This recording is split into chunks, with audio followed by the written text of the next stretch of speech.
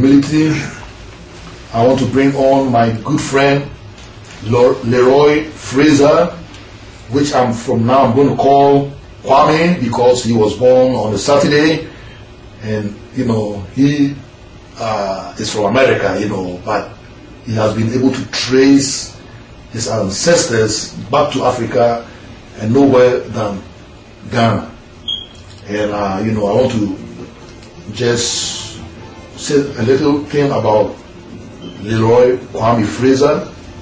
I just met him on the internet, on Facebook, when the ambassador of Ghana visited Atlanta. And as I was just sending the word out, he sent me a message and said, Brother Yao, where is the thing going on? I gave him the address and he was there. We had a first interview with him, and he promised that he wants to go to Ghana, and that before he leaves to Ghana, he will come back to our studio so that we can have an interaction. And today he is here. And he is the president of Divine Fulfillment Institute, a school of divine thought and manifestation, to manifest all that you have longed for or asked for and requested. He was also the vice president in Morris Brown College. He had an associate in chemistry in Baylor University. I mean, he's a resource person, so I don't want to go on. If I go on, I'm just going to blow your minds and your ears off. He is also a class member of 1983 Memphis State College. Memphis State College, he was class of 1977, Master of Science in Organic Chemistry. University of Memphis, class of 1983, he had his PhD in Organic Chemistry. I tell you what, hey, when we come meet people like this, we become humble because... And also, he, in the class of 1974 in chemistry in Rust College. And to cut it all short, he is here with me. So, ladies and gentlemen, I present to you Leroy Kwame Fraser, because from now on I'm going to call him Kwame, because he was born on a Saturday. So welcome to the show, Leroy Kwame. This is Gospel Music Grill, and I'm so excited. I've been, looking forward to get you, to bring you to the studio, and thank God that today you were here. So can you say hi to the people and just tell them about yourself? Though I've formally introduced you, but informally you can do it again. Thank you, Brother Kwame. Thank you, Brother Yao.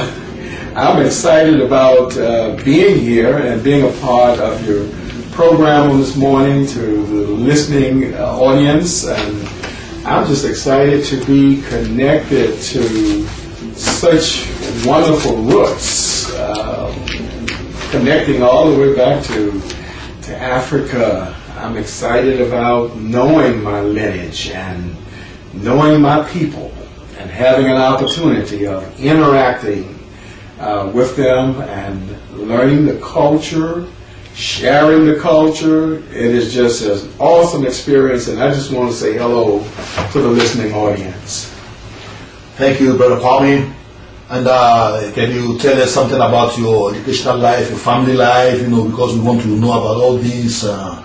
As I was talking to you when we were coming to the studios, as you want to take this trip to Ghana, what influenced you to do that? So tell us about your family life and all these things, and you tell us why you want to visit Ghana. Well, I was born on a plantation in Mississippi, one of the worst states of racism, and grew up from that particular point. And always wanted to know where my family came from. During the earlier days, I was educated in a segregated school system, starting from a one-room school with one teacher and 8 different grades. Yes, to know who I am and to know where I was going. And then went on through high school in terms of 12 grades of a segregated school system. And my first experience in an integrated system of education was at my graduate level, working for a master's degree at Memphis State University. This has been a great journey. It's been a great experience. But I must admit, Brother Yao, that all of those years of moving forward, I really wanted to know, and something was missing. And that was, what was that linkage? What was that lineage in terms of where I was from and who my people were? Exactly. And here I am now. I'm excited about 250 years after my great 7X grandmother left Ghana. I'm headed back in her honor. She could not return on her own, but I'm going back in her honor to meet her people, my people, and to interact with them and to live among them and to learn the culture that she would have loved to have desired to have grown up in. Yeah. It's a joy, to have this kind of trying to go back to where your great grandmother came from. Couldn't have the chance to go back. Are you doing for her sake to honor her? I've been here in America for the past, almost 10 years now, and I see most African Americans, black people, they've been brainwashed, so they just don't want to even know anything about Africa, because whatever has been portrayed to them about Africa is just the negative. So they just don't want to be part of Africa. So I'm really excited that you want to go there and look at the roots, and learn from there. And it's going to be a successful journey. I always tell people that people that doesn't know where they are coming from will definitely don't know where they'll be going. So as you have realized where you come from, my brother, I promise you that you're going to have a good journey, and it's going to be prosperous, and that you'll be coming back to educate us more, because, educationally you are enlightened, So I appreciate that. Can you tell us anything about the Divine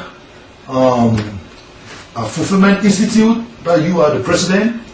Yes, Divine Fulfillment Institute is an institute that deals with divine thought and manifestation, God in our soul, as you were talking about in terms of believing. God is so present, God is so near to us that He is within our souls, individual souls, connected, and the Christ is there so near to us. Within us, living within us, is the life within us, and we have an opportunity of interacting and praying, but praying to a God that is near to us, that is within us, and that is everywhere at the same time, with infinite power, and is available to us for whatever our needs are on a daily basis. That's what Divine Fulfillment Institute is all about, and it is about connecting with that divineness of God, and living with that divineness of God, and having the presence of that divineness of God within. And that divineness helped in that belief that you talked about knowing that God hears us, knowing that God understands us, knowing that God is with us, and knowing God more and more, so that we know what His will is for our lives, and we're able to live that. Exactly. So it falls into what I was previously saying, that living a life of faith is just to know that God is with us all the time. And we live in His supernatural, guidance, supernatural blessing, and that people will not even realize it. Absolutely. So that is what it is. As I continue to tell you that when you go to Ghana, you will love it, because Africans, especially Ghana, and we are people that love strangers. We give them warm welcome, and tell you what. That was what our forefathers, did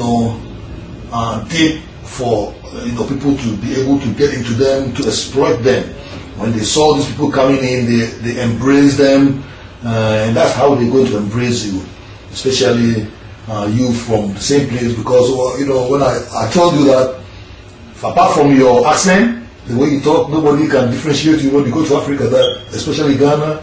Because I look at your features and I tell you what, you are an Akan or you are an Airways, but the bottom line is that you are an African. Absolutely. I appreciate you doing that. So how can people get to this school of Divine Fulfillment Institute? How can people get into it? How can they enroll?